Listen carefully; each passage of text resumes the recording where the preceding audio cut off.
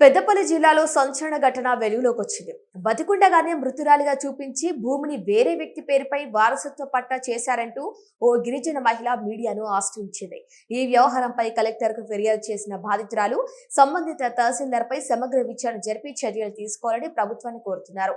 పాలకుర్తి మండలం బాంబ్లా నాయక్ తాండాకు చెందిన ఇస్లావత్ సుజాత ప్రభుత్వం గతంలో తమ గ్రామంలోని 66 గిరిజన కుటుంబాలకు సర్వే నెంబర్ 111లో ఒక్కో కుటుంబానికి 24 గుంటల చొప్పున భూమిని కేటాయించిందని తెలిపారు.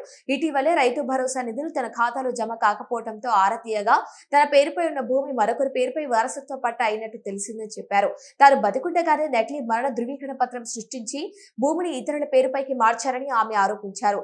ఈ వ్యవహారంలో పాలకుర్తి తహసీల్దార్కు పూర్తి సమాచారం ఉన్నప్పటికీ అక్రమ పట్టా జరిగిందని మీడియా ఎదుట వెల్లడించారు.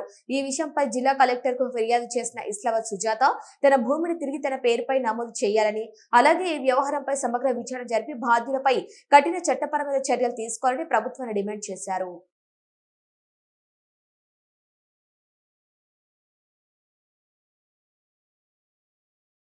రైతు బంధు పడలేదని చూసుకుంటే నా పట్ట వేరే టోళ్ళ మీద అయినట్టు తెలిసింది.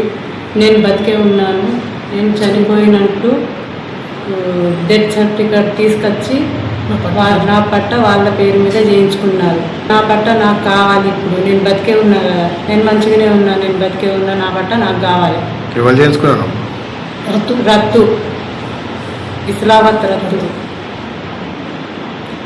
పాలకుర్తి మండలం